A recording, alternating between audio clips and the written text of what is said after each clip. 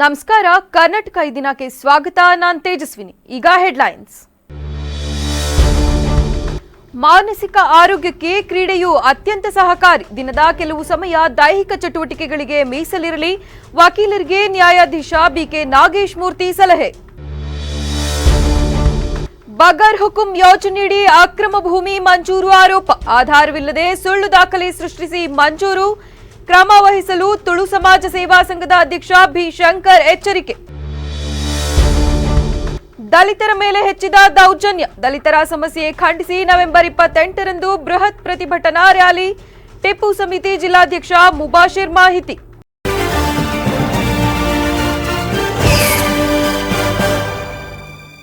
ವಾರ್ತೆಗಳ ವಿವರ.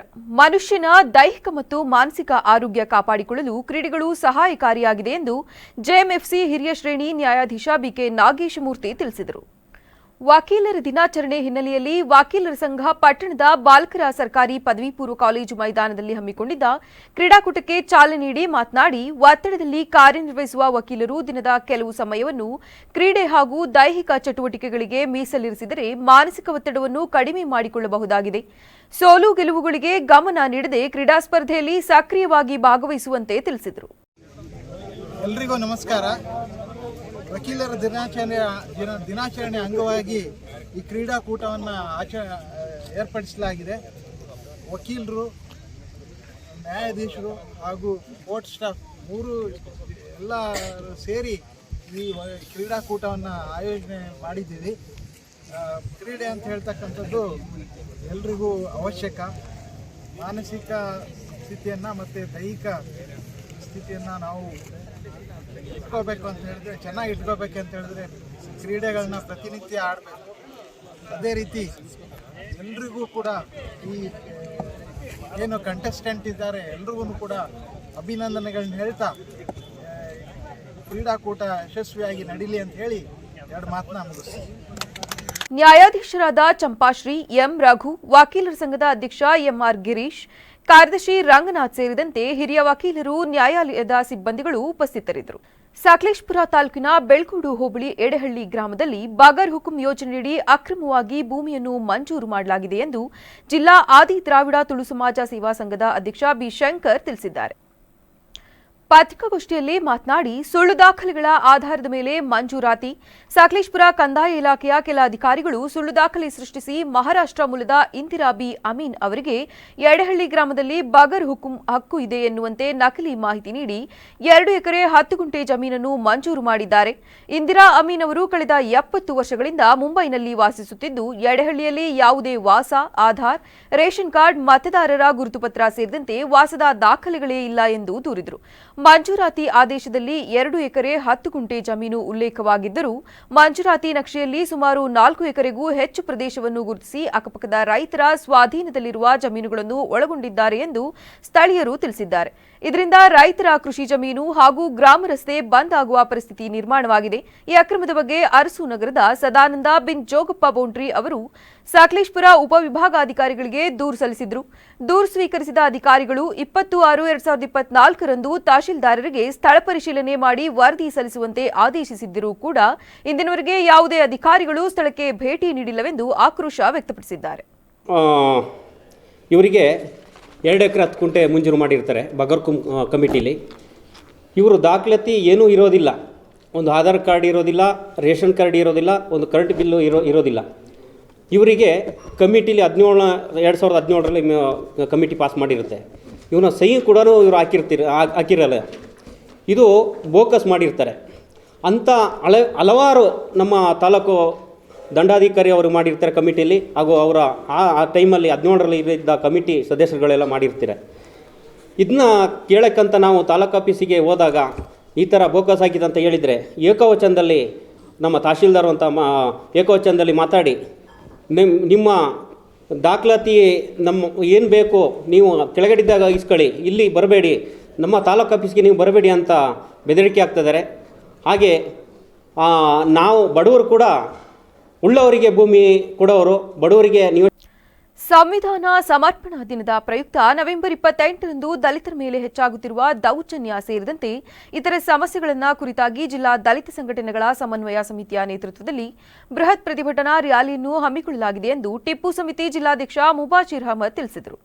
ಪತ್ರಿಕಾಗೋಷ್ಠಿಯಲ್ಲಿ ಮಾತನಾಡಿ, ಜಾತಿ ವೈಷಮ್ಯ, ಅಸಹಿಷ್ಣುತೆ ಮತ್ತು ಸಂವಿಧಾನ ಮೌಲ್ಯಗಳ ಮೇಲಿನ ದಾಳಿ ಕುರಿತ ಅಸಮಾಧಾನವನ್ನು ವ್ಯಕ್ತಪಡಿಸುವ ಸಲುವಾಗಿ ಈ ರ್ಯಾಲಿ ನಡೆಸುತ್ತಿದ್ದು ಹಾಗೂ ಸಂವಿಧಾನವನ್ನು ದೇಶಕ್ಕೆ ಸಮರ್ಪಿಸಿದ ದಿನವಾದ ನವೆಂಬರ್ 26, 1949ರ ಇತಿಹಾಸಾತ್ಮಕ ಕ್ಷಣವನ್ನು ನೆನಪಿಸುತ್ತಾ ಸಂವಿಧಾನ ರಚನೆಗೆ ಸತತ ಪರಿಶ್ರಮಪಟ್ಟ ಡಾ. ಬಾಬಾ ಸಾಹೇಬ್ ಅಂಬೇಡ್ಕರ್ ಅವರ ಸೇವೆಯನ್ನು ಮತ್ತೊಮ್ಮೆ ಸ್ಮರಿಸಲಾಗುತ್ತಿದೆ. 2 ವರ್ಷ 11 ತಿಂಗಳು 18 ದಿನಗಳ ಕಾಲ ರಚಿಸಲ್ಪಟ್ಟ ಈ ಮಹಾ ದಸ್ತಾವೇಜು ಭಾರತಕ್ಕೆ ಸಮಾನತೆ, ನ್ಯಾಯ ಮತ್ತು ಸ್ವಾತಂತ್ರ್ಯದ ಭರವಸೆ ನೀಡಿದರೂ ಇಂದಿಗೂ ದೇಶದಲ್ಲಿ ಜಾತಿ ಧರ್ಮಾಧಾರಿತ ದೌರ್ಜನ್ಯಗಳಿವೆ ಎಂಬುದನ್ನು ಸಂಘಟನೆಗಳು ಗಂಭೀರವಾಗಿ ಎತ್ತಿ ಹಿಡಿದಿವೆ. ಈ ನಿಟ್ಟಿನಲ್ಲಿ ನಗರದ ಡಾ. ಬಿ.ಆರ್. ಅಂಬೇಡ್ಕರ್ ಭವನದಲ್ಲಿ ನವೆಂಬರ್ 28ರ ಶುಕ್ರವಾರ ಬೆಳಗ್ಗೆ 11 ಗಂಟೆಗೆ ಅಂಬೇಡ್ಕರ್ ಭವನದಿಂದ ಆರಂಭವಾಗಿ ನಗರದಲ್ಲಿ ಬೃಹತ್ ರ್ಯಾಲಿ ನಡೆಯಲಿದ್ದು, ಹೆಚ್ಚಿನ ಸಂಖ್ಯೆಯಲ್ಲಿ ಭಾಗವಹಿಸಿ ಪ್ರಜಾಪ್ರಭುತ್ವ ರಕ್ಷಣೆಯ ಸಂಕಲ್ಪವನ್ನು ಮತ್ತೊಮ್ಮೆ ಘೋಷಿಸಬೇಕೆಂದು ಸಮಿತಿಯಿಂದ ಕೋರುವುದಾಗಿ ಹೇಳಿದರು.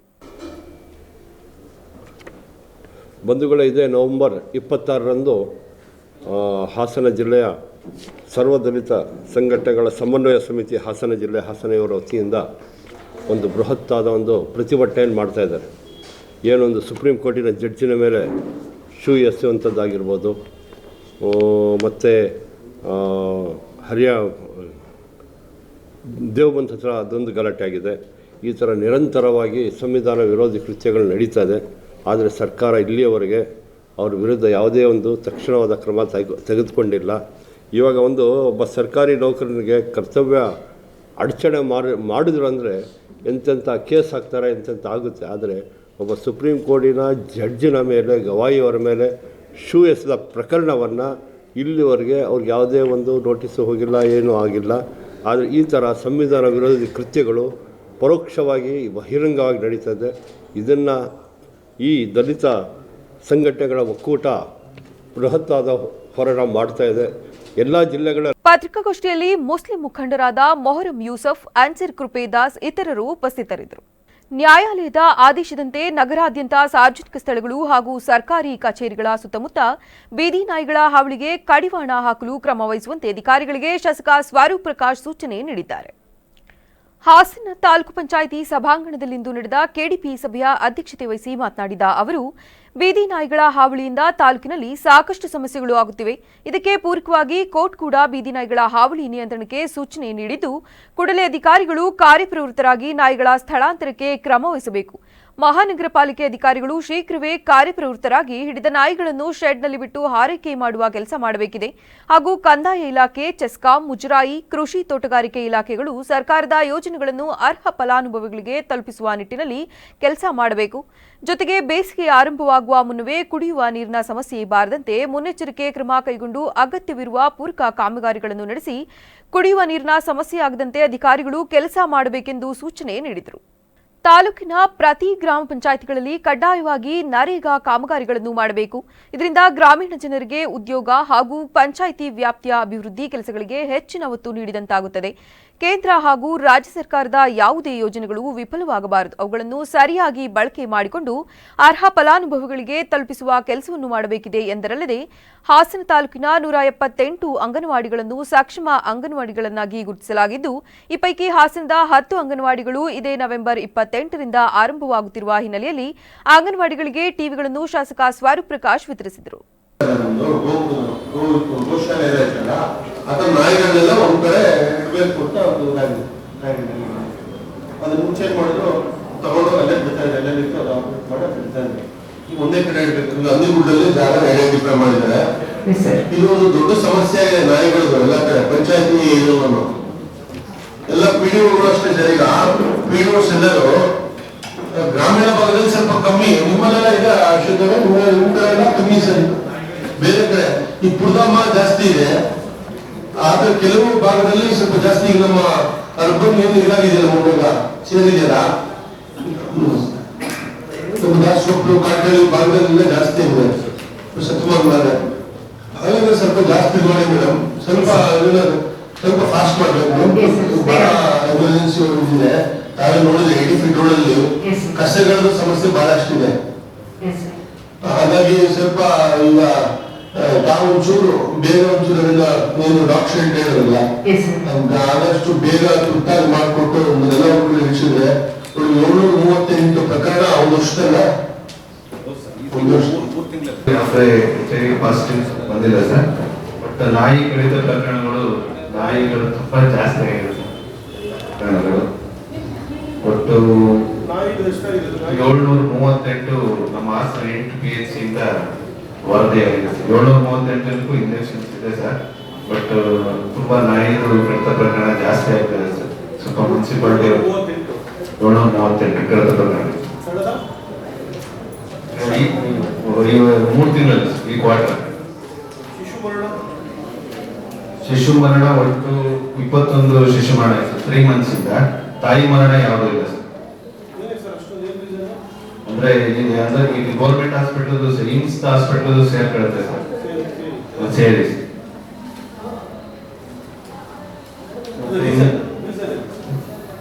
ಎಲ್ಲ ಕಂಜನೆಂಟಲ್ ನಿಟ್ಟೂರು ಸೇರ್ಸಕ್ಕಾಗಲ್ಲ. ನಿಟ್ಟೂರು ಪಂಚಾಯತಿ ಇರ್ಬೇಕು 15,000 ಲಿಮಿಟ್. ಹೌದು ಸರ್, CHC ಮಾಡಕ್ಕೆ 15,000 ಪಂಚಾಯತಿ. ನಿಟ್ಟೂರಲ್ಲಿ 15,000 ನೋಡಿದ್ದು 15,000 ಇದು PHC ಸಿಸ್ಟರ್ ಎಲ್ಲ ಸ್ಯಾಂಕ್ಷನ್ ಪೋಸ್ಟ್ ಇಲ್ಲ.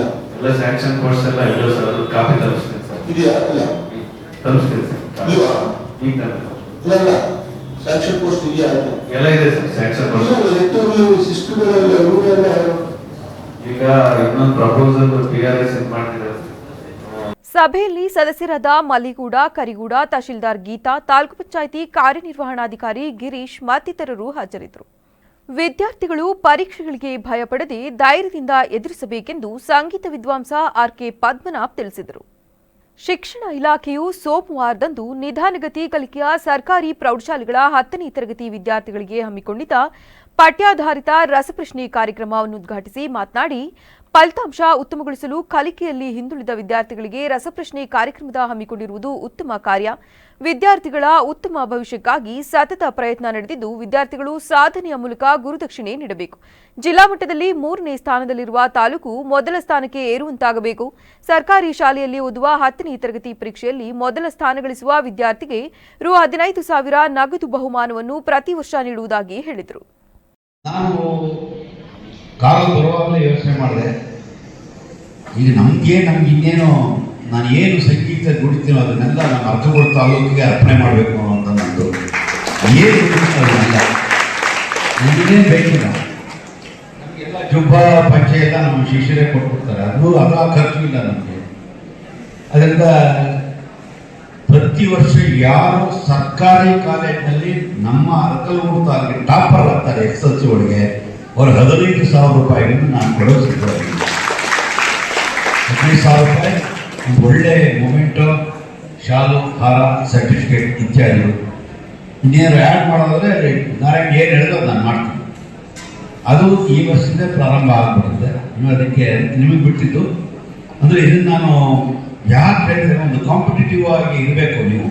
ನೀವೆಲ್ಲರೂ ಅಷ್ಟು ಕಾಂಪಿಟೇಟಿವ್ ಆಗಿ ಓದಬೇಕು.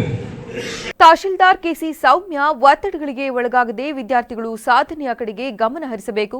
ಅಂಕಗಳನ್ನು ಗಳಿಸುವುದಷ್ಟಕ್ಕೆ ಸೀಮಿತವಾಗದೆ ಬದುಕಿನ ಮೌಲ್ಯಗಳನ್ನು ಅಳವಡಿಸಿಕೊಳ್ಳುವಂತೆ ತಿಳಿಸಿದರು. ನಾನು ಕೂಡ ಸರ್ಕಾರಿ ಶಾಲೆ ಓದಿರ್ತಕ್ಕಂಥ ವಿದ್ಯಾರ್ಥಿನೇ. ನಾನು ಕೂಡ ಸ್ಲೋ ಲರ್ನರ್. ನಾನು ಯಾವತ್ತೂ ಫಸ್ಟ್ ರ್ಯಾಂಕ್ ಬಂದೇ ಇಲ್ಲ, ಫೇಲು ಆಗಿಲ್ಲ. ಯಾವಾಗಲೂ ನಮ್ಮ ಮನೇಲಿ ಹೇಳೋರು ಫಸ್ಟ್ ರ್ಯಾಂಕು ಬರಲ್ಲ, ಫೇಲು ಆಗಲ್ಲ ಅಂತ. ಹಂಗೆ ಅಂದ್ರೆ ಅವಾಗ ಎಜುಕೇಶನ್ ತುಂಬಾ ಕಮರ್ಷಿಯಲೈಸ್ ಆಗಿರ್ಲಿಲ್ಲ. ಇತ್ತೀಚೆಗೆ ತುಂಬಾ ಕಮರ್ಷಿಯಲೈಸ್ ಆಗಿದೆ ಅಂತ ನನ್ನ ಭಾವನೆ. ಅವಾಗ ರ್ಯಾಂಕು ಎಲ್ಲರೂ ಅವಾಗಲೂ ಪೇರೆಂಟ್ಸ್ ರ್ಯಾಂಕ್ ಬರೋದನ್ನೇ ಎಕ್ಸ್ಪೆಕ್ಟ್ ಮಾಡ್ತಾ ಇದ್ರು.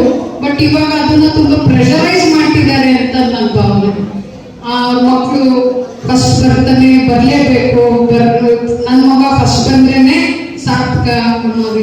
ಈ ಸಂದರ್ಭದಲ್ಲಿ BEO KP ನಾರಾಯಣ್, ಅಕ್ಷರ ದಾಸೋಹ ಸಹಾಯಕ ನಿರ್ದೇಶಕ ರಂಗಸ್ವಾಮಿ, ತಾಲೂಕು ಪ್ರೌಢಶಾಲಾ ಮುಖ್ಯ ಶಿಕ್ಷಕರ ಸಂಘದ ಅಧ್ಯಕ್ಷ ಮಧುಕರ್, ಕಾರ್ಯದರ್ಶಿ ಬೋರನಗೌಡ, ಸಹ ಶಿಕ್ಷಕರ ಸಂಘದ ಅಧ್ಯಕ್ಷ ಜಗದೀಶ್, ಕಾರ್ಯದರ್ಶಿ ವಿವೇಕಾನಂದ ಸೇರಿದಂತೆ ಮತ್ತಿತರರು ಉಪಸ್ಥಿತರಿದ್ದರು. ಹಾಸನ ಜಿಲ್ಲೆಯಲ್ಲಿ ಮೊದಲ ಬಾರಿಗೆ ಕರ್ನಾಟಕ ಸಂಭ್ರಮ ರೋಬೋಟಿಕ್ ಬಟರ್ಫ್ಲೈ ಶೋ ಡಿಸೆಂಬರ್ 1ರಿಂದ ನಗರದ ಬಿಎಂ ರಸ್ತೆಯ ಶ್ರೀಕೃಷ್ಣ ಹೋಟೆಲ್ ಪಕ್ಕದಲ್ಲಿ ವೈಭವವಾಗಿ ಆರಂಭಿಸಲಾಗುತ್ತಿದೆ ಎಂದು ಸೈಮನ್ ಎಕ್ಸಿಬಿಟರ್ ವ್ಯವಸ್ಥಾಪಕ ಗಣೇಶ್ ರೆಡ್ಡಿ ತಿಳಿಸಿದರು. ಪತ್ರಿಕಾಗೋಷ್ಠಿಯಲ್ಲಿ ಮಾತನಾಡಿದ ಅವರು, ಮಕ್ಕಳಿಗೆ, ಯುವಜನತೆಗೆ ಹಾಗೂ ಪ್ರಕೃತಿ ವಿಜ್ಞಾನ ಪ್ರಿಯರಿಗೆ ಮನೋರಂಜನೆ ನೀಡುವ ಉದ್ದೇಶದಿಂದ ಈ ವಿಶೇಷ ಪ್ರದರ್ಶನವನ್ನು ಆಯೋಜಿಸಲಾಗಿದೆ. 106 ಬಗೆಯ ಚಿಟ್ಟೆಗಳು ಮತ್ತು ಕೀಟಗಳನ್ನು ರೋಬೋಟಿಕ್ ಮಾದರಿಯಲ್ಲಿ ಆಕರ್ಷಕವಾಗಿ ಪ್ರದರ್ಶಿಸಲಾಗುತ್ತಿದೆ. ನಗರ ಪ್ರದೇಶಗಳಲ್ಲಿ ನೈಸರ್ಗಿಕ ಚಿಟ್ಟೆಗಳ ಸಂಖ್ಯೆ ಕಡಿಮೆಯಾಗುತ್ತಿರುವ ಈ ಕಾಲದಲ್ಲಿ ಸಾರ್ವಜನಿಕರು ಒಂದೇ ವೇದಿಕೆಯಲ್ಲಿ ಮಿಡತೆ, ಡ್ರ್ಯಾಗನ್ ಫ್ಲೈ, ಹಾರುವ ಇರುವೆಗಳು, ಚೇಳು, ಹರ್ಕ್ಯುಲಸ್ ಜೀರುಂಡೆ, ಕಣಚ, ಒಂಟೆಹುಳು, ಜೇನುಹುಳು ಸೇರಿದಂತೆ ವಿವಿಧ ಕೀಟಗಳ ವಿವರಗಳು ಸಿಗಲಿದೆ ಎಂದ ಅವರು, ವೈಜ್ಞಾನಿಕ ಹೆಸರುಗಳು ಮತ್ತು ಅವುಗಳ ಜೀವನ ಚಕ್ರಗಳನ್ನು ನಿಕಟವಾಗಿ ತಿಳಿದುಕೊಳ್ಳುವ ಅವಕಾಶ ದೊರೆಯಲಿದೆ. ಈ ಪ್ರದರ್ಶನವು ಮಕ್ಕಳಲ್ಲಿ ವೈಜ್ಞಾನಿಕ ಕುತೂಹಲವನ್ನು ಹೆಚ್ಚಿಸುವುದರ ಜೊತೆಗೆ ಪ್ರಕೃತಿಯ ಜಗತ್ತಿನ ಬಗ್ಗೆ ಅರಿವು ಮೂಡಿಸಲು ಸಹಕಾರಿಯಾಗಲಿದೆ. ಜೊತೆಗೆ ಸ್ಥಳೀಯ ವ್ಯಾಪಾರಿದಾರರು ತಮ್ಮ ಉತ್ಪನ್ನಗಳನ್ನು ನೇರವಾಗಿ ಸಾರ್ವಜನಿಕರಿಗೆ ಪರಿಚಯಿಸುವ ಅವಕಾಶವನ್ನು ಕೂಡ ಈ ಹೆಬ್ಬಾಗಿಲು ಒದಗಿಸಿದೆ ಎಂದು ವಿವರಿಸಿದರು. ನಗರದ ಜನರು ಈ ಅಪರೂಪದ ರೋಬೋಟಿಕ್ ಬಟರ್ಫ್ಲೈ ಶೋದಿಂದ ಸದುಪಯೋಗ ಪಡೆಯುವಂತೆ ವಿನಂತಿಸಿದರು. ಒಂದರಿಂದ ಒಂದು ವಿಶೇಷವಾಗಿ ನಮ್ಮ ಹಾಸನ ಜನತೆ ಮಕ್ಕಳಿಗೆ 1ನೇ ತರಗತಿಯಿಂದ 7ನೇ ತರಗತಿವರೆಗೆ ಉಚಿತವಾಗಿ ಪ್ರವೇಶ ಕಲ್ಪಿಸಿದ್ದೀವಿ. ಅವರು ಪೋಷಕರ ಜೊತೆ ಬರಬೇಕಂತ ವಿನಂತಿಯಿಂದ ಕೇಳ್ಕೊಳ್ತಾರೆ. ಅದು ನಿಮ್ಮ ಮಾಧ್ಯಮ ಮೂಲಕ ಅವರಿಗೆ ತಲುಪಿಸುವಂತೆ ನಿಮ್ಮಲ್ಲಿ ಕೇಳಿಕೊಳ್ತೇನೆ.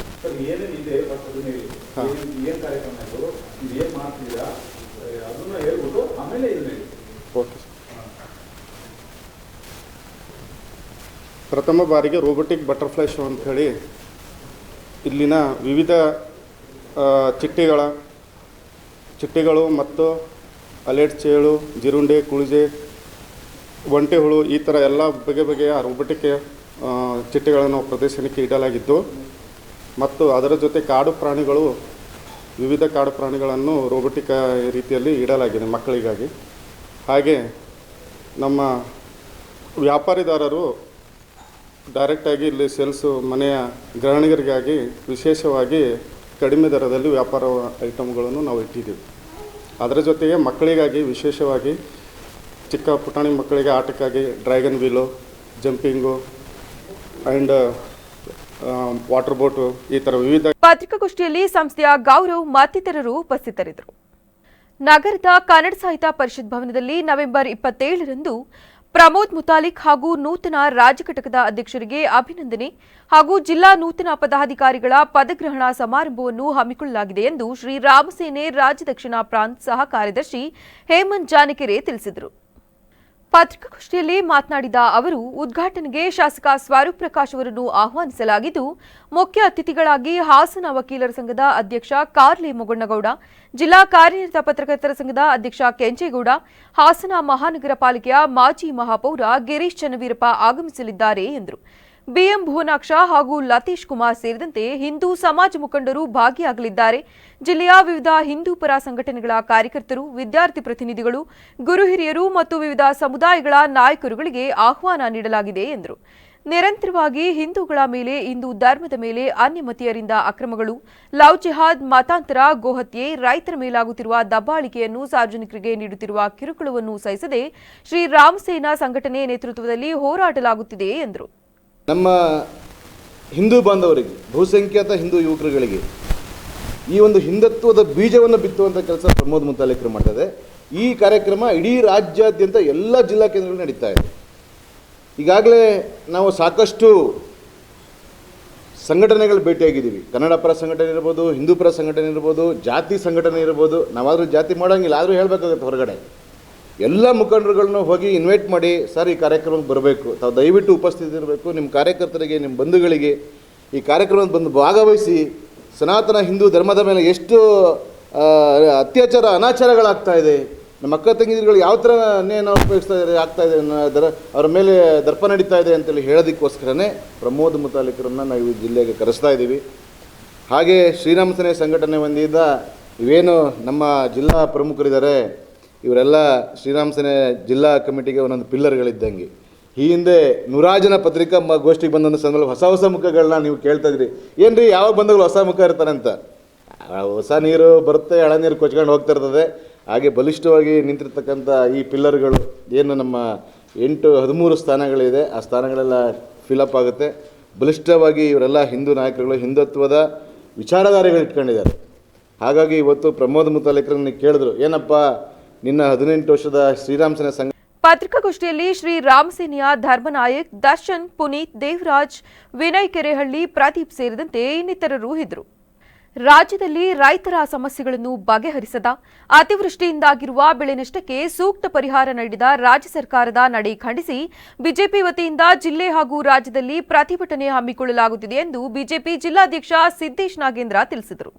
ಸುದ್ದಿಗೋಷ್ಠಿಯಲ್ಲಿಂದು ಮಾತನಾಡಿದ ಅವರು, ಜನಪರ ನೋಟ ರೈತಪರ ಹೋರಾಟ ಹೆಸರಿನಲ್ಲಿ ಪ್ರತಿಭಟನೆ ಹಮ್ಮಿಕೊಳ್ಳಲಾಗುತ್ತಿದೆ ಎಂದರು. ಕಬ್ಬಿನ ಬೆಲೆಗೆ ಆಗ್ರಹಿಸಿ ರೈತರು ಹೋರಾಟ ಮಾಡಿದರು. ಈಗ ಮೆಕ್ಕೆಜೋಳಕ್ಕೆ ಬೆಂಬಲ ಬೆಲೆ ನೀಡಲು ಹೋರಾಟಕ್ಕೆ ರೈತರು ಸಜ್ಜಾಗುತ್ತಿದ್ದಾರೆ. ಒಟ್ಟಿನಲ್ಲಿ ಒಂದಲ್ಲ ಒಂದು ರೀತಿಯಲ್ಲಿ ರೈತರು ಸಮಸ್ಯೆ ಎದುರಿಸುತ್ತಿದ್ದಾರೆ. ಇದಕ್ಕೆ ಕಾರಣವಾಗಿರುವ ರಾಜ್ಯ ಸರ್ಕಾರದ ವಿರುದ್ಧ 2 ಹಂತಗಳಲ್ಲಿ ಬಿಜೆಪಿ ಹೋರಾಟ ಹಮ್ಮಿಕೊಳ್ಳಲು ನಿರ್ಧರಿಸಿದೆ. ನವೆಂಬರ್ 27 ಮತ್ತು 28ರಂದು ಎಲ್ಲಾ ವಿಧಾನಸಭಾ ಕ್ಷೇತ್ರಗಳ ವ್ಯಾಪ್ತಿಯಲ್ಲಿ ಹೋರಾಟ ಹಮ್ಮಿಕೊಳ್ಳಲಾಗುತ್ತಿದೆ. ಡಿಸೆಂಬರ್ 2ರಂದು ಜಿಲ್ಲಾ ಕೇಂದ್ರದಲ್ಲಿ ಪ್ರತಿಭಟನೆ ಹಮ್ಮಿಕೊಳ್ಳಲಾಗಿದೆ. ಇದಕ್ಕೆ ರೈತ ಸಂಘಟನೆಗಳಿಗೂ ಆಹ್ವಾನ ನೀಡಲಾಗಿದೆ. ಡಿಸೆಂಬರ್ 8ರಂದು ಬೆಳಗಾವಿ ಚಳಿಗಾಲದ ಅಧಿವೇಶನಕ್ಕೂ ಮುನ್ನ ರೈತ ಪರವಾದ ಹೋರಾಟ ಹಮ್ಮಿಕೊಳ್ಳಲಾಗಿದೆ. ವಿವಿಧ ಬೆಳೆಗಳಿಗೆ ಬೆಂಬಲ ಬೆಲೆ ಜೊತೆಗೆ ರೈತರ ಸಮಸ್ಯೆ ಬಗೆಹರಿಸುವುದು ನಮ್ಮ ಉದ್ದೇಶ ಎಂದರು. ಏನು ಈಗ ರೈತರಿಗಾಗಿರ್ತಕ್ಕಂಥ ಸಂಕಷ್ಟ ಮೊನ್ನೆ ಕೆಲವಷ್ಟೇ ದಿನಗಳ ಹಿಂದೆ ತಾವೆಲ್ಲ ನೋಡಿರ್ತಕ್ಕಂಥದ್ದಂಗೆ ಕಬ್ಬಿಗೆ ಒಂದು ದೊಡ್ಡ ಹೋರಾಟ ರಾಜ್ಯಾದ್ಯಂತ ನಡೀತು, ವಿಶೇಷವಾಗಿ ಬೆಳಗಾವಿಯನ್ನು ಕೇಂದ್ರಗೊಳಿಸಿ. ಅದಾದ ನಂತರ ರಾಜ್ಯ ಸರ್ಕಾರ ಒಂದು 7-8 ದಿವಸದ ನಂತರ ಬೆಂಬಲ ಬೆಲೆಗೆ ಒಂದು ಹಂತಕ್ಕೆ ತೀರ್ಮಾನ ಭಾಳ ಕಷ್ಟಪಟ್ಟು ಬಂದಿದ್ದಂಥದ್ದು. ಮುಂದುವರೆದ ಭಾಗವಾಗಿ ಮೆಕ್ಕೆಜೋಳಕ್ಕೂ ಇದೇ ಥರ ಹೋರಾಟ ಪ್ರಾರಂಭ ಆಗೋ ಸಂದರ್ಭದಲ್ಲಿ ಈಗ ಎಲ್ಲ ಇಂಡಸ್ಟ್ರಿಗಳಿಗೆ, ಗ್ರೇನ್ ಬೇಸ್ಡ್ ಇಂಡಸ್ಟ್ರಿಗಳಿಗೆ ಒಪ್ಪಂದ ಮಾಡಿಕೊಂಡು ನೀವೊಂದು ಬೆಲೆಯಲ್ಲಿ ಖರೀದಿಸ್ಬೋದು ಅಂಥೇಳಿ ಒಂದು ಯೋಜನೆಯನ್ನು ಇವಾಗ ಸರ್ಕಾರ ಬಿಡುಗಡೆ ಮಾಡಿರೋಂಥದ್ದು. ಆದರೆ ರೈತರಿಗೆ ನಿರಂತರವಾಗಿ ನಡೀತಿರುವಂಥ ಏನು ಸಂಕಷ್ಟ ಇದೆ, ಈಗ ಬೆಳೆ ವಿಮೆ ಬಗ್ಗೆ ಇರ್ಬೋದು, ಹಾಗೆಯೇ ಬೆಳೆ ಸಾಂಪ್ರದಾಯಿಕವಾಗಿರುವಂಥ ಬೆಳೆಗಳಲ್ಲಿ ಹಲವಾರು ರೋಗಗಳು ಬಂದಾಗ ಅದಕ್ಕೆ ಸರ್ಕಾರ ಬೆಂಬಲ ಕೊಡದೇ ಇರೋ ರೀತಿಯಲ್ಲಿ ನಡ್ಕೊಂತಿರೋಂಥ ಏನು ಧೋರಣೆ ಇದೆ, ಅದರ ವಿರುದ್ಧವಾಗಿ ಭಾರತೀಯ ಜನತಾ ಪಾರ್ಟಿ ಎಲ್ಲ ರೈತ. ಆಲೂರು ಸಕಲೇಶಪುರ ಶಾಸಕ ಸಿಮೆಂಟ್ ಮಂಜು ಮಾತನಾಡಿ, ಅತಿ ಹೆಚ್ಚು ಮಳೆ ಬಂದು ಬೆಳೆ ಜೊತೆಗೆ ಆಸ್ತಿ ಪಾಸ್ತಿ ನಷ್ಟವಾಗಿದೆ. ಇದರಿಂದ ಅನ್ನದಾತ ಸಂಕಷ್ಟಕ್ಕೆ ಸಿಲುಕಿದ್ದಾನೆ. ಆದರೂ ರಾಜ್ಯ ಸರ್ಕಾರ ಸೂಕ್ತ ಪರಿಹಾರ ನೀಡಿಲ್ಲ ಎಂದು ಆರೋಪಿಸಿದರು. ರೈತರನ್ನ ಸರ್ಕಾರ ಸಂಪೂರ್ಣ ಕಡೆಗಣಿಸಿದೆ. ಹಾಲು ಉತ್ಪಾದಕರಿಗೆ 620 ಕೋಟಿ ಬಾಕಿ ಬಿಡುಗಡೆಗೆ ಇನ್ನೂ ಮೀನಾಮೇಷ ಎಣಿಸುತ್ತಿದೆ ಎಂದು ಆರೋಪಿಸಿದರು. ಹಲವು ಬೆಳೆಗಳಿಗೆ ಬೆಂಬಲ ಬೆಲೆ ನೀಡಲು ಸತಾಯಿಸಲಾಗುತ್ತಿದೆ. ಕೇಂದ್ರ ಸರ್ಕಾರ ಪಿಎಂ ಕಿಸಾನ್ ಯೋಜನೆಯಡಿ ರೈತರಿಗೆ ಅನುಕೂಲ ಮಾಡುತ್ತಿದ್ದರೆ ಈ ಸರ್ಕಾರ ಆರ್ಥಿಕ ಸಹಾಯ ಮಾಡುವುದನ್ನೇ ನಿಲ್ಲಿಸಿದೆ ಎಂದು ದೂರಿದರು. ಹೆಚ್ಚಿನ ಮಳೆಯಾಗಿ ಎಲ್ಲ ರೈತರು ಕೂಡ ಸಂಕಷ್ಟದಲ್ಲಿದ್ದಾರೆ. ಅತಿವೃಷ್ಟಿಯಿಂದಾಗಿ ಬೆಳೆಗಳೆಲ್ಲ ಕೊಳೆತೋಗಿದ್ದಾವೆ, ಕೊಚ್ಕೊಂಡು ಹೋಗಿದ್ದಾವೆ. ಬೇರೆ ಬೇರೆ ರೀತಿಯಲ್ಲಿ ಸರ್ಕಾರಕ್ಕೆ ಮನವಿನ ಕೂಡ ಮಾಡಿದ್ವಿ. ಉದಾಹರಣೆಗೆ ನಮ್ಮ ಹಾಸನ ಜಿಲ್ಲೆಯನ್ನು ತಗೊಂಡ್ರೆ ಹಿಂದೆ ಏನು ಸುಳಿ ರೋಗ ಅಂತಕ್ಕಂಥದ್ದು ಬಂದು ಇಡೀ ಜೋಳ ಸಂಪೂರ್ಣವಾಗಿ ನಾಶ ಆಗಿ ನಾವು ಪ್ರತಿಭಟನೆ ಮಾಡಿದೋ, ಸರ್ಕಾರಕ್ಕೆ ಮನವಿ ಮಾಡಿದೋ, ಅಧಿವೇಶನದಲ್ಲಿ ಪ್ರಸ್ತಾಪ ಮಾಡಿದೋ. ಆದರೂ ಕೂಡ ಎಲ್ಲ ಒಂದು ಕಡೆ ರಾಜ್ಯ ಸರ್ಕಾರ ರೈತರನ್ನ ಕಡೆಗಣಿಸ್ತಾ ಇದೆ. ರಾಜ್ಯದ ಉದ್ದಗಲಕ್ಕೂ ತಮ್ಮೆಲ್ಲರೂ ಕೂಡ ಗೊತ್ತಿರೋ ರೀತಿಯಲ್ಲಿ ಕಬ್ಬು ಬೆಳೆಗಾರರು ನಿರಂತರ ಹೋರಾಟವನ್ನು ಮಾಡಿ ಕೊನೆಯದಾಗಿ ಅವರು ಕೊಟ್ಟಿರ್ತಕ್ಕಂಥ ಬೆಂಬಲ ಬೆಲೆ ಏನೂ ಕೂಡ ಸಾಲೋದಿಲ್ಲ.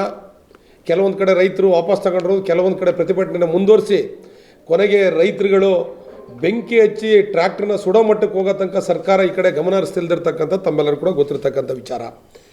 ರಾಜ್ಯದಲ್ಲಿ ಇಷ್ಟೆಲ್ಲ ಮಳೆಯಾಗಿ ರೈತರು ಇಷ್ಟೊಂದು ಸಂಕಷ್ಟದಲ್ಲಿದ್ದರೂ ಕೂಡ ರೈತರ ಸಂಕಷ್ಟಕ್ಕೆ ಬಂದಿಲ್ಲ, ಯಾವುದೇ ಪರಿಹಾರನೂ ಕೂಡ ಘೋಷಣೆಯನ್ನು ಮಾಡಿಲ್ಲ. ಒಂದು ರೀತಿ ಎಲ್ಲೋ ರಾಜ್ಯ ಸರ್ಕಾರ ರೈತರನ್ನ ಸಂಪೂರ್ಣವಾಗಿ ಕಡೆಗಣಿಸಿದೆ.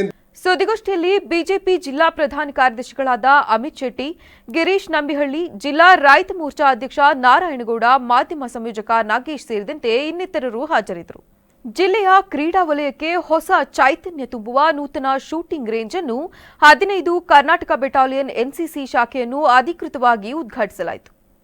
ಮೈಸೂರಿನ NCC group commander colonel Rohit Thakur ಹಾಗೂ NCC battalion administrative officer lieutenant colonel Hitesh Kala ಅವರು ದೀಪ ಬೆಳಗುವ ಮೂಲಕ ಉದ್ಘಾಟನೆ ನೆರವೇರಿಸಿದರು.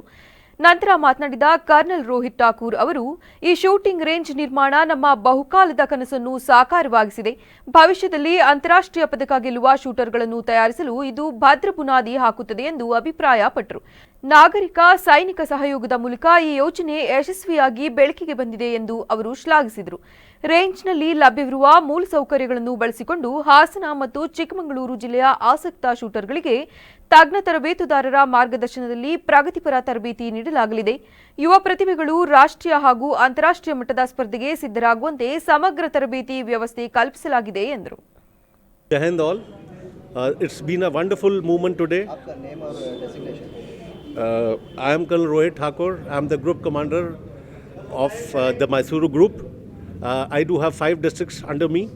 That is of Mysore, Chikmagalur, your Hassan, Mandya, and for the first time, the great initiative has been taken by the 15th Battalion by Colonel Mandeep Singh Sekho and Mysuru Firing Academy, and our vision to produce firers at national and international level has come alive. Hopefully 5 years, 6 years from hence, we'll be seeing medalists coming up, and which will not only showcase Karnataka per se, but it will showcase India, and hope to see international firers coming up from the Hassan. ಕಾರ್ಯಕ್ರಮದಲ್ಲಿ commanding officer Mandeep, AO Shankar, Mysuru sports shooting academy ಅಧ್ಯಕ್ಷ doctor Mahesh ಹಾಗೂ ಕಾರ್ಯದರ್ಶಿ Vivek HA ಸೇರಿದಂತೆ ಹಲವು ಗಣ್ಯರು ಭಾಗವಹಿಸಿದರು. ನಗರದ ಜಿಲ್ಲಾ ಪೊಲೀಸ್ ವಾರ್ಷಿಕ ಕ್ರೀಡಾಕೂಟವನ್ನು ಜಿಲ್ಲಾಧಿಕಾರಿ ಶಿಲ್ಪಾ ನಾಗ್ ಗಗನಕ್ಕೆ ಬಲೂನ್ ಮತ್ತು ಪಾರಿವಾಳ ಹಾರಿಸಿ ವೇದಿಕೆಯ ಕಾರ್ಯಕ್ರಮಕ್ಕೆ ಚಾಲನೆ ನೀಡಿದರು. ನಗರದ ಡಿಆರ್ ಕವಾಯತು ಮೈದಾನದಲ್ಲಿ ಹಮ್ಮಿಕೊಂಡಿದ್ದ ಕಾರ್ಯಕ್ರಮ ಉದ್ದೇಶಿಸಿ ಮಾತನಾಡಿದ ಅವರು, ಶಿಲ್ಪಾ ನಾಗ್ ದಿನನಿತ್ಯ ಸೇವೆಯಲ್ಲಿ ನಿರತರಾಗಿರುವ ಪೊಲೀಸ್ ಸಿಬ್ಬಂದಿ ಹಾಗೂ ಅಧಿಕಾರಿಗಳಿಗೆ ಕ್ರೀಡಾಕೂಟ ಅತಿ ಅವಶ್ಯಕ. ಹಾಗಾಗಿ ಪೊಲೀಸ್ ಅಧಿಕಾರಿಗಳ ದೇಹ ಸದೃಢವಾಗಿರಿಸಲು ಪೂರಕವಾಗುತ್ತದೆ. ತಮ್ಮ ಕೆಲಸದ ನೂರಾರು ಒತ್ತಡದಲ್ಲಿದ್ದರೂ ತಮ್ಮ ಕುಟುಂಬದ ಸೇವೆ ಅನನ್ಯವಾದುದು. ಕೆಲಸದ ಒತ್ತಡದಲ್ಲಿ ತನ್ನ ದೇಹವನ್ನು ಆರೋಗ್ಯವಾಗಿರಿಸಿಕೊಳ್ಳಲು ತಮ್ಮನ್ನು ಕ್ರೀಡೆಯಲ್ಲಿ ತೊಡಗಿಸಿಕೊಳ್ಳಿ ಎಂದು ಕಿವಿಮಾತು ಹೇಳಿದರು. ಸೊ ಇಂಥ ಒಂದು ಒತ್ತಡದಲ್ಲಿ ನಾವೆಲ್ಲ ಕೆಲಸ ಮಾಡ್ತಾ ಇದ್ದೀವಿ. ಅದರಲ್ಲೂ ನೀವು ಕೂಡ ಹೆಣ್ಮಕ್ಳು ಗಂಡ್ಮಕ್ಳು ಆಗಲಿ, ನಾನು ಬಂದೋಬಸ್ತ್ ಟೈಮ್ನಲ್ಲಿ ನೋಡ್ತಾ ಇರ್ತೀನಿ, ಎಲ್ಲೋ ಒಂದು ಕಡೆ ಪಾಪ ರಸ್ತೆನಲ್ಲಿ ಇರ್ತೀರಿ, ಅಲ್ಲಿ ಟಾಯ್ಲೆಟ್ ಇರೋದಿಲ್ಲ, ಕುಡಿಯೋ ನೀರು ಇರೋದಿಲ್ಲ, ಬೆಲೆಗೂ ವ್ಯವಸ್ಥೆ ಇರೋದಿಲ್ಲ. ಆದರೂ ಕೂಡ ಯಾವುದೇ ಒಂದು ಬೇಜಾರು ಮಾಡ್ಕೊಳ್ಳದೆ ಒಂದು ಅಚ್ಚುಕಟ್ಟಾಗಿ ಕೆಲಸ ನಿರ್ವಹಿಸ್ತಾ ಇರ್ತೀರಿ. ನಮಗೆ ಕೂಡ ನಮ್ಮ ಚಾಮರಾಜನಗರ ಜಿಲ್ಲಾ ಪೊಲೀಸ್ ಬಗ್ಗೆ ತುಂಬಾ ಹೆಮ್ಮೆ ಇದೆ. ಅದರಲ್ಲೂ ಆಪ್ತಗಳಲ್ಲಿ ಇಂಥ ಏನು ಹೆಣ್ಮಕ್ಳಿಗೆ ಒಂದು ಹಾಸ್ಟೆಲ್ನಲ್ಲಿರೋ ಎಲ್ಲ ಹೆಣ್ಮಕ್ಳಿಗೆ ಕೂಡ ಏನೇ ಸಮಸ್ಯೆ ಇದ್ರು ಅದನ್ನ ಪೊಲೀಸ್ನವರು without any embarrassment to the child ಅದನ್ನ ಪರಿಹಾರ ಮಾಡಬೇಕು ಅಂತ ಒಂದು ಒಳ್ಳೆ ಕಾನ್ಸೆಪ್ಟ್ ನ SP ಅವರು ಕೂಡ ಮಾಡಿದ್ದಾರೆ. ಯಾರು ಬೇಜಾರು ಮಾಡ್ಕೋಬೇಡಿ. ಆದ್ರೂ ಕೂಡ ಹೆಣ್ಮಕ್ಳಿಗೆ ಯಾವಾಗ್ಲೂ ಸ್ವಲ್ಪ ನಾವು ಹೆಣ್ಮಕ್ಳು ಲೇಡಿ ಆಫೀಸರ್ಸ್ ಆಗಿ ಒಂಚೂರು ಹೆಚ್ಚಿನ ಎನ್ಕರೇಜ್ಮೆಂಟ್ ಆಗ ಕೊಡ್ತಾ ಇರ್ತೀವಿ. ಅದನ್ನ ಗಂಡ್ಮಕ್ಳು ಕೂಡ ಚೆನ್ನಾಗಿ ಆಡಿ. ಸೊ 3 days ತುಂಬಾ ಇಂಪಾರ್ಟೆಂಟ್ ಇದೆ ನಿಮಗೆ. ಬೇರೆ ಎಲ್ಲ ಒತ್ತಡ, ಮನೆಯಲ್ಲೂ ಕೆಲಸ, ಮನೆಯಲ್ಲೂ ಜವಾಬ್ದಾರಿ, ವಯಸ್ಸಾದ ತಂದೆ ತಾಯಿ ನೋಡ್ಕೊಳ್ಳೋದು, ಟೀನೇಜರ್ಸ್ ಮಕ್ಳು ಇರ್ತಾರೆ, 10th standard exam, next PUC ಎಲ್ಲಿ ಸೇರಿಸಬೇಕು, ಇಂಜಿನಿಯರಿಂಗ್ ಏನ್ ಮಾಡಿ. ಕಾರ್ಯಕ್ರಮದಲ್ಲಿ ಜಿಲ್ಲಾ ಪಂಚಾಯತ್ ಉಪಕಾರ್ಯದರ್ಶಿ Shruti, SP doctor Kavitha, ASP Shashidhar ಸೇರಿದಂತೆ ಪೊಲೀಸ್ ಅಧಿಕಾರಿಗಳು, ಸಿಬ್ಬಂದಿ ವರ್ಗದವರು ಹಾಜರಿದ್ದರು. ಮುಖ್ಯಮಂತ್ರಿ ಸಿದ್ದರಾಮಯ್ಯನವರು ಸಿಎಂ ಕುರ್ಚಿಗೆ ಗುದ್ದಾಟ ಮಾಡುವುದನ್ನು ಬಿಟ್ಟು ರೈತರ ಬಗ್ಗೆ ಕಾಳಜಿ ವಹಿಸಿ ಎಂದು ಬಿಜೆಪಿ ರಾಜ್ಯ ರೈತ ಮೋರ್ಚಾ ಕಾರ್ಯದರ್ಶಿ HR ಅಶೋಕ್ ಕುಮಾರ್ ಒತ್ತಾಯಿಸಿದರು. ಮಳವಳ್ಳಿ ಪಟ್ಟಣದ ಬಿಜೆಪಿ ಕಚೇರಿಯಲ್ಲಿ ಸುದ್ದಿಗೋಷ್ಠಿ ನಡೆಸಿ ಮಾತನಾಡಿ, ಕಳೆದ 2.5 ವರ್ಷದ ಅಧಿಕಾರದ ಅವಧಿಯಲ್ಲಿ ರೈತರ ಬಗ್ಗೆ ಯಾವುದೇ ಕಾಳಜಿ ವಹಿಸುತ್ತಿಲ್ಲ ಎಂದು ಬೇಸರ ವ್ಯಕ್ತಪಡಿಸಿದರು. ಚುನಾವಣೆ ಪ್ರಣಾಳಿಕೆಯಲ್ಲಿ ರೈತರಿಗಾಗಿ ಹಲವು ಯೋಜನೆ ಜಾರಿ ಮಾಡುವುದಾಗಿ ಹೇಳಿ ಇದುವರೆಗೂ ಯಾವುದೇ ಯೋಜನೆಗಳು ಜಾರಿ ಮಾಡಿಲ್ಲ ಎಂದು ಆರೋಪಿಸಿದ ಅವರು, ರೈತರ ಬಗ್ಗೆ ಕಾಳಜಿ ವಹಿಸಿದ ರಾಜ್ಯ ಸರ್ಕಾರದ ವಿರುದ್ಧ ರಾಜ್ಯವ್ಯಾಪ್ತಿ 3 ಹಂತದಲ್ಲಿ ಪ್ರತಿಭಟನೆ ನಡೆಸಲು ತೀರ್ಮಾನಿಸಲಾಗಿದ್ದು, ಇಂದು ಮಳವಳ್ಳಿ ರೈತ ಮೋರ್ಚಾ ಘಟಕದ ಸಭೆ ನಡೆಸಲಾಗುತ್ತಿದೆ ಎಂದು ತಿಳಿಸಿದರು. ಸರ್ಕಾರ ಎಲ್ಲೆಲ್ಲಿ ಕಾರ್ಖಾನೆಗಳಿದೆ ಅಲ್ಲಿ ಅದನ್ನ ಅನೌನ್ಸ್ ಮಾಡಬೇಕಿತ್ತು. ಇಷ್ಟೊಂದು ಕಾಲವೇ ಅದನ್ನ ಇನ್ಸ್ಟಾಲೇಷನ್ ಮಾಡಬೇಕಾಗಿತ್ತು. ತೂಕ ಯಂತ್ರದಿಂದ ರೈತರಿಗೆ ತೂಕದಲ್ಲಿ ಮೋಸ ಮಾಡಿ ಕಾರ್ಖಾನೆ ಮಾಲೀಕರು ಬದುಕ್ತಾ ಇದ್ದಾರೆ. ಅದನ್ನ ರೈತರು ವಿರೋಧಿಸೋಕ್ಕಾಗ್ತಾ ಇಲ್ಲ. ಹಂಗಾಗಿ ಅದು ಈ ಕೂಡಲೇ ತೂಕ ಯಂತ್ರವನ್ನ ಕಾರ್ಖಾನೆ ಮುಂದ್ಗಡೆ ರೈತರಿಗೆ ಅನುಕೂಲ ಆಗೋ ರೀತಿಯಲ್ಲಿ ಪ್ರತಿಷ್ಠಾಪಿಸಬೇಕು ಅಂತೇಳಿ ಆಗ್ರಹ ಮಾಡ್ತೇನೆ. ಜೊತೆಗೆ 15 ದಿವಸದೊಳಗೆ ರೈತರಿಗೆ ಕಬ್ಬು ಹಣ ಬಟಾವಣೆ ಕಬ್ಬು ಸರಬರಾಜು ಮಾಡಿದ 15 ದಿವಸದೊಳಗಡೆ ಹಣವನ್ನು ಕೊಡಬೇಕು ಅಂತ ಕಾನೂನಿದೆ. ಆ ಕಾನೂನು ಪ್ರಕಾರವಾಗಿ 15 ದಿವಸ ಒಳಗೆ ಯಾವುದೇ ಕಾರ್ಖಾನೆಯವರು ಬಟವಾಡೆ ಮಾಡ್ತಾ ಇಲ್ಲ. 2 ತಿಂಗಳು 3 ತಿಂಗಳು ಈ ರೀತಿಯಾಗಿ ಅನೌನ್ಸ್ಮೆಂಟ್ ಮಾಡ್ದೇ ಕದ್ದು ಮುಚ್ಚಿ ಕೆಲವರು ಕೊಡ್ತಾರೆ, ಕೆಲವು ರೈತರುಗಳಿಗೆ ಅನ್ಯಾಯ ಆಗ್ತಾ ಇದೆ. ಅದು ನಿಲ್ಲಬೇಕು. 15 ದಿವಸ ಕರೆಕ್ಟಾಗಿ 15 ದಿವಸ ಒಳಗಡೆ ಬಟವಾಡೆಯನ್ನು ರೈತರು ಕೊಡಬೇಕು ಅಂತೇಳಿ ಆಗ್ರಹ ಮಾಡ್ತಾನೆ. ಜೊತೆಗೆ ನಮ್ಮ ತಾಲೂಕಲ್ಲಿ ಕೃಷಿ ಇಲಾಖೆ ಮತ್ತು ಹಾರ್ಟಿಕಲ್ಚರ್ ಇಲಾಖೆಯಿಂದ ಏನೇನು ಸವಲತ್ತು ಕೊಟ್ಟಿದ್ದಾರೆ ಸರ್ಕಾರದಿಂದ ಬಂದಿದೆ, ಅವು ಸರಿಯಾಗಿ ಸಮರ್ಪಕವಾಗಿ ಯಾವುದೇ ರೈತರುಗಳಿಗೆ ತಲುಪ್ತಾ ಇಲ್ಲ. ದಳ್ಳಾಳಿಗಳ ಮುಖಾಂತರವಾಗಿ ಇಲ್ಲಿರ್ತಕ್ಕಂಥ ಕೃಷಿ.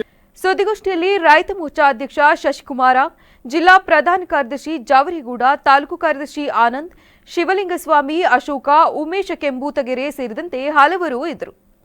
ಇದೇ ತಿಂಗಳ 28ರಿಂದ ನಡೆಯುವ ಮಾನಸೋತ್ಸವ ಸಮಾರಂಭದಲ್ಲಿ ಸಿದ್ದೇಗೌಡ ಲಿಂಗಮ್ಮನವರ ಸ್ಮರಣಾರ್ಥ ಮಾನಸ ಸಂಸ್ಥೆಯು ನೀಡುವ ಮಾನಸ ಪ್ರಶಸ್ತಿಯನ್ನು ಡಾ ಎಸ್ ಸೋಮನಾಥ್ ಅವರಿಗೆ ನೀಡಿ ಪುರಸ್ಕರಿಸಲಾಗುವುದು ಎಂದು ಸಂಸ್ಥೆಯ ಸಂಸ್ಥಾಪಕ ಕಾರ್ಯದರ್ಶಿ ಡಾ ಎಸ್ ದತ್ತೇಶ್ ತಿಳಿಸಿದ್ದಾರೆ. ಪತ್ರಿಕಾಗೋಷ್ಠಿಯಲ್ಲಿ ಮಾತನಾಡಿದ ಅವರು 2025ರ ಮಾನಸೋತ್ಸವ ಸಮಾರಂಭ ಇದೇ 28ರಿಂದ ಜರುಗಲಿದ್ದು 3 ದಿನಗಳು ವಿವಿಧ ರೀತಿಯ ಸಾಂಸ್ಕೃತಿಕ ಕಾರ್ಯಕ್ರಮಗಳು, ಮಾನಸ ಪ್ರಶಸ್ತಿ ಪ್ರದಾನ ಹಾಗೂ ಸಂಸ್ಥೆಯಲ್ಲಿ ನೂತನ ಗ್ರಂಥಾಲಯ ಉದ್ಘಾಟನೆ ಹಾಗೂ ಸಾಧಕ ಬಾಧಕರಿಗೆ ಸನ್ಮಾನವನ್ನು ಕೇಂದ್ರ ಜಲಶಕ್ತಿ ಹಾಗೂ ರೈಲ್ವೆ ಖಾತೆಗಳ ರಾಜ್ಯ ಸಚಿವ ವಿ ಸೋಮಣ್ಣರವರು ನೆರವೇರಿಸುವವರು ಮತ್ತು ಪ್ರತಿಭಾ ಪುರಸ್ಕಾರ ಹಾಗೂ ವಿವಿಧ ಕ್ಷೇತ್ರದ 10 ಜನ ಸಾಧಕರಿಗೆ ಸನ್ಮಾನಿಸಿ ಗೌರವಿಸಲಾಗುವುದು ಎಂದು ತಿಳಿಸಿದರು. ದಕ್ಷಿಣ ಕರಾವಳಿ ಭಾಗದಲ್ಲಿ ದಕ್ಷಿಣ ಜಿಲ್ಲೆಯಲ್ಲಿ ಆಳ್ವಾಸ ನುಡಿಸಿರಿ, ಆಳ್ವಾಸ ವಿರಾಸತ್, ಸೊ ಇಡೀ ಕರ್ನಾಟಕದಲ್ಲಿ ಒಂದು ಶಿಕ್ಷಣ ಸಂಸ್ಥೆ ಅದನ್ನು ಒಂದು ಸಾಂಸ್ಕೃತಿಕ ಉತ್ಸವವಾಗಿ ಅದನ್ನು ಜನಮೆಚ್ಚುವ ರೀತಿಯಲ್ಲಿ ನಡೆಸ್ತಾ ಇದ್ದಾರೆ. ಸೊ ಆದರೆ ನಮ್ಮಲ್ಲಿ ಮಂಟೇಸ್ವಾಮಿ ಮತ್ತು ಮಾದೇಶ್ವರ ನೆಲೆಸಿರ್ತಕ್ಕಂಥ ಬೆಳಗಿನ ಸ್ವಾಮಿ ನೆಲೆಸಿರ್ತಕ್ಕಂಥ ಜಿಲ್ಲೆಯಲ್ಲಿ ಮತ್ತು ದಕ್ಷಿಣ ಭಾಗದ ಜಿಲ್ಲೆಗಳ ರೀತಿಯ ಒಂದು ವಿಶಿಷ್ಟವಾದಂಥ ಉತ್ಸವ ನಮ್ಮ ಭಾಗದಲ್ಲಿ ಆಗಬೇಕು ಅಂತ ಆಶಯದೊಡನೆ ವಾರ್ಷಿಕೋತ್ಸವ, ಶಾಲಾ ಕಾಲೇಜು ವಾರ್ಷಿಕೋತ್ಸವವನ್ನು ನಾವು ಒಂದು ಸಾಂಸ್ಕೃತಿಕ ಉತ್ಸವವನ್ನಾಗಿ 2008ರಿಂದ ಪ್ರಾರಂಭ ಮಾಡಿದ್ವಿ. ಅದು ಮಾನಸೋತ್ಸವವಾಗಿ ಪರಿವರ್ತನೆ ಆಯಿತು ಮತ್ತು ನಮ್ಮ ತಂದೆ ತಾಯಿಯರ ಹೆಸರಿನಲ್ಲಿ ದಿವಂಗತ ಸಿದ್ದೇಗೌಡ ಮತ್ತು ಲಿಂಗಮ್ಮ ಸ್ಮರಣಾರ್ಥ ಒಂದು ಮಾನಸ ಪ್ರಶಸ್ತಿಯನ್ನು ನಾವು ಪ್ರತಿ ವರ್ಷ ಕೊಡ್ತಾ ಇದ್ದೀವಿ. ಅದು ಇದೇ ಕೊಳ್ಳೇಗಾಲ ತಾಲೂಕಿನ ಪುಟ್ಟರಾಜು ಅವರ ಕುಂದನ ಕಲೆ ಅವರಿಂದ ಪ್ರಾರಂಭವಾದದ್ದು. ಕಳೆದ ಬಾರಿ ನಾವು ಚಲನಚಿತ್ರ ನಟ ಸೀತಾರಾಮ್ ಅವರಿಗೆ ಬಂದಿದೆ. ಇದರಲ್ಲಿ ಅನೇಕ ದಿಗ್ಗಜರಿಗೆ ನಾವು ಮಾನಸ ಪ್ರಶಸ್ತಿಯನ್ನು ನೀಡಿದ್ದೀವಿ. ಈಗ ಕೆಲವರು ನಮ್ಮ ಜೊತೆಯಲ್ಲಿಲ್ಲ. ಅದರಲ್ಲಿ ಇತ್ತೀಚೆಗೆ ನಮ್ಮ ನಗರದಂತಹ ಇದೇ ವರ್ಷ ಡಾಕ್ಟರ್ SL ಈ ಸಂದರ್ಭದಲ್ಲಿ ವಿಶೇಷ ಅಧಿಕಾರಿ ಎಪಿ ದಿನೇಶ್ ಕುಮಾರ್, ನಿಸರ್ಗ PU college principal Krishnegowda, Nisarga ಪದವಿ ಪೂರ್ವ ಕಾಲೇಜು ಪ್ರಿನ್ಸಿಪಲ್ ಧನಂಜಯ, ಮುಖ್ಯೋಪಾಧ್ಯಾಯರು ಆರ್ ಶಂಕರ್ ಇನ್ನಿತರರು ಹಾಜರಿದ್ದರು. ಪ್ರತಿ ಗ್ರಾಮದಲ್ಲಿ ಒಂದು ಶಾಲೆ, ದೇವಸ್ಥಾನ ಹಾಗೂ ನಂದಿನಿ ಹಾಲಿನ ಕೇಂದ್ರವನ್ನು ಮಾಡುವ ಗುರಿಯನ್ನಿಟ್ಟುಕೊಂಡಿದ್ದೇನೆ ಎಂದು ತುಮಕೂರು ಹಾಲು ಒಕ್ಕೂಟದ ನಿರ್ದೇಶಕಿ ಭಾರತಿ ಶ್ರೀನಿವಾಸ್ ತಿಳಿಸಿದರು. ಗುಬ್ಬಿ ತಾಲೂಕಿನ ರೇವನಾಳು ಹಾಗೂ ತಗುರಿಗುಂಟೆ ಗ್ರಾಮದಲ್ಲಿ ನಂದಿನಿ ಹಾಲಿನ ಉಪಕೇಂದ್ರವನ್ನು ಉದ್ಘಾಟಿಸಿ ಮಾತನಾಡಿದ ಅವರು, ಗ್ರಾಮೀಣ ಭಾಗದಲ್ಲಿ ಹಾಲನ್ನು ಹಾಕಲು 5-6 ಕಿಲೋಮೀಟರ್ ದೂರ ಹೋಗಬೇಕಾಗುತ್ತದೆ. ಅದನ್ನ ಮನಗಂಡು ಪ್ರತಿ ಗ್ರಾಮದಲ್ಲೂ ಒಂದೊಂದು ನಂದಿನಿ ಡೈರಿಗಳನ್ನು ತೆರೆಯಲಾಗುತ್ತದೆ. ರೈತರು ಅತಿ ಹೆಚ್ಚು ಹಾಲನ್ನ ಡೈರಿಗಳಿಗೆ ಹಾಕಬೇಕು. ಗ್ರಾಮೀಣ ಭಾಗದ ರೈತರು ಹೈನುಗಾರಿಕೆಗೆ ಹೆಚ್ಚು ಒತ್ತು ಕೊಡಬೇಕು. ಮನೆಗೊಂದು ಹಸುವನ್ನು ಸಾಕಿ ಅದರಿಂದ ಹಾಲನ್ನ ಡೈರಿಗಳಿಗೆ ಹಾಕುವ ಮುಖಾಂತರ ಆರ್ಥಿಕವಾಗಿ ಸ್ವಾವಲಂಬಿಯಾಗಿ ಬದುಕನ್ನ ಕಟ್ಟಿಕೊಳ್ಳಲು ಸಹಕಾರಿಯಾಗುತ್ತದೆ. ನಾನು ಚುನಾವಣೆಯಲ್ಲಿ ಗೆದ್ದ ಮೇಲೆ 9 ಡೈರಿಗಳನ್ನು ಪ್ರಾರಂಭ ಮಾಡಿದ್ದೇನೆ. ಜೊತೆಗೆ 9 ಉಪಕೇಂದ್ರಗಳನ್ನು ಕೂಡ ತೆರೆಯಲಾಗಿದೆ. 1 ವರ್ಷದಲ್ಲಿ 100 ಡೈರಿಗಳನ್ನು ಪ್ರಾರಂಭ ಮಾಡಲು ಗುರಿ ಇಟ್ಟುಕೊಂಡಿದ್ದೇನೆ. ಗ್ರಾಮೀಣ ಭಾಗದ ರೈತರಿಗೆ ಯಾವುದೇ ತೊಂದರೆಯಾಗದಂತೆ ನಾನು ಅವರ ಪರ ಕೆಲಸ ಮಾಡುತ್ತೇನೆ. ರೈತರ ಅತಿ ಹೆಚ್ಚು ಹೈನುಗಾರಿಕೆಗೆ ಒತ್ತು ಕೊಡುವುದರ ಮುಖಾಂತರ ಡೈರಿಗಳಿಗೆ ಹೆಚ್ಚು ಹಾಲು ಹಾಕಿ ಲಾಭವನ್ನು ಪಡೆದುಕೊಳ್ಳಬೇಕೆಂದು ತಿಳಿಸಿದರು. ವಾತಾವರಣ ಎಲ್ಲರಿಗೂ ಸಂಭ್ರಮ ಅಲ್ವಾ? ಯಾಕೆಂದ್ರೆ ಬಹಳ ವರ್ಷಗಳಿಂದ ಕತ್ಲೇಲಿ ಸಂಜೆ ಮುಚ್ಚಂಜೆ ಬೆಲ ಕಾಳು ಆ ದಾರಿಲಿ ನೀವು ಹಾಲಕ್ಕಕ್ಕೆ ಹೋಗ್ಬೇಕಾಗಿತ್ತು. ಗಂಡಸಿದ್ರೆ ಪರವಾಗಿಲ್ಲ, ಗಾಡಿಗೆ ಹೋಗ್ತಿದ್ರು. ಗಂಡಸಿಲ್ಲ ಅಂದ್ರೆ ಹೆಣ್ಮಕ್ಳೇ ಹೋಗ್ಬೇಕಾಗಿತ್ತು. ನಿಮ್ಮೆಲ್ಲರ ಅಪೇಕ್ಷೆ ಇರುತ್ತೆ. ನಾವು ನಿಮ್ಮೂರಿಗೆ ಡೈರಿ ಮಾಡಿಕೊಟ್ಟಿದ್ದೀವಿ. ಏನಕ್ಕೆ ಅಂದ್ರೆ ನನ್ನ ಉದ್ದೇಶ ಪ್ರತಿ ಊರಲ್ಲೂ ಒಂದು ಶಾಲೆ, ಒಂದು ದೇವಸ್ಥಾನ, ಒಂದು ಡೈರಿ ಇರಲೇಬೇಕು ಅನ್ನೋದು ನನ್ನ ಉದ್ದೇಶ. ಶಾಲೆ ಮಕ್ಕಳು ವಿದ್ಯಾಭ್ಯಾಸ ಮಾಡೋಕ್ಕಾದ್ರೆ, ದೇವಸ್ಥಾನ ನಮ್ಮ ಪರಂಪರೆಯಲ್ಲಿ, ನಮ್ಮ ಸಂಸ್ಕೃತಿಯಲ್ಲಿ ನಡೆದು ಬಂದಿರೋದು. ಬೆಳಗ್ಗೆ ಎದ್ರೆ ನಾವು ನಮಸ್ಕಾರ ಮಾಡೋದು ದೇವಸ್ಥಾನಕ್ಕೆ, ಹಾಗಾಗಿ ಒಂದು ದೇವಸ್ಥಾನ ಇರ್ಲೇಬೇಕು. ಅದೇ ಡೈರಿ ಇದ್ರೆ ಪ್ರತಿಯೊಂದು ಕುಟುಂಬಕ್ಕೂ ಬೆಳಗ್ಗೆ ಎದ್ದು ನಾವೆಷ್ಟು ದುಡಿದ್ವಿ, ನನ್ಗೆ ಎಷ್ಟು ದುಡ್ಡು ಬಂತು, ನನ್ನ ಸಂಸಾರ ಸಾಕಕ್ಕೆ ಬರ್ತಾರ, ನನ್ನ ಹಾಕ್ತಾರ, ಅಲ್ಲಿ ಸಾಕು. ಈ ಸಂದರ್ಭದಲ್ಲಿ ಮಹಿಳಾ ಹಾಲು ಉತ್ಪಾದಕರ ಸಂಘದ ಅಧ್ಯಕ್ಷೆ ರಾಜಮ್ಮ, ಕಾರ್ಯದರ್ಶಿ ಸೌಭಾಗ್ಯ ವಿಶ್ವನಾಥ್, ಗ್ರಾಮ ಪಂಚಾಯಿತಿ ಸದಸ್ಯರಾದ ವಸಂತ್, ಗುರುರಾಜು, ಸಿದ್ದಪ್ಪ ಹಾಗೂ ಗ್ರಾಮಸ್ಥರು ಭಾಗವಹಿಸಿದರು.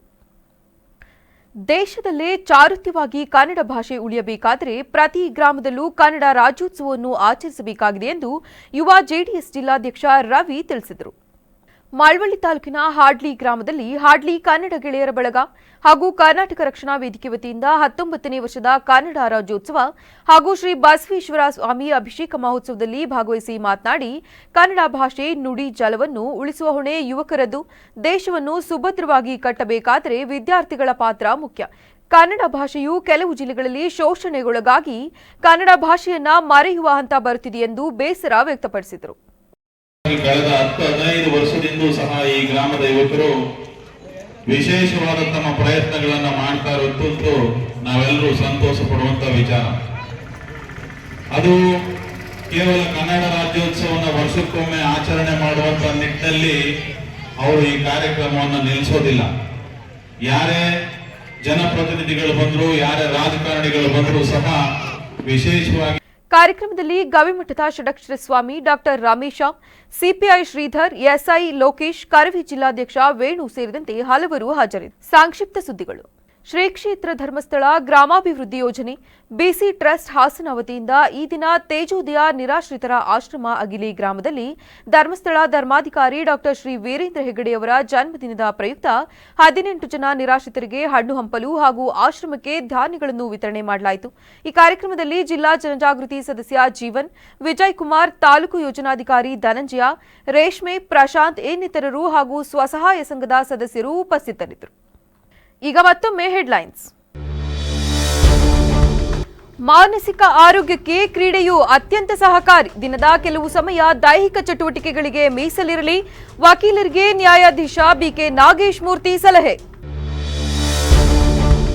ಬಗರ್ ಹುಕುಂ ಯೋಜನೆಯಡಿ ಅಕ್ರಮ ಭೂಮಿ ಮಂಜೂರು ಆರೋಪ. ಆಧಾರವಿಲ್ಲದೆ ಸುಳ್ಳು ದಾಖಲೆ ಸೃಷ್ಟಿಸಿ ಮಂಜೂರು. ಕ್ರಮ ವಹಿಸಲು ತುಳು ಸಮಾಜ ಸೇವಾ ಸಂಘದ ಅಧ್ಯಕ್ಷ ಬಿ ಶಂಕರ್ ಎಚ್ಚರಿಕೆ. ದಲಿತರ ಮೇಲೆ ಹೆಚ್ಚಿದ ದೌರ್ಜನ್ಯ. ದಲಿತರ ಸಮಸ್ಯೆ ಖಂಡಿಸಿ ನವೆಂಬರ್ 28ರಂದು ಬೃಹತ್ ಪ್ರತಿಭಟನಾ ರ್ಯಾಲಿ. ಟಿಪ್ಪು ಸಮಿತಿ ಜಿಲ್ಲಾಧ್ಯಕ್ಷ ಮುಬಾಶಿರ್ ಮಾಹಿತಿ. ಕ್ಷಣ ಕ್ಷಣದ ಸುದ್ದಿಗಾಗಿ ನೋಡ್ತಾ ಇರಿ ವಿವಿಸಿ ಟಿವಿ. ಸತ್ಯದ ಕಡೆ ನಮ್ಮ ನಡೆ.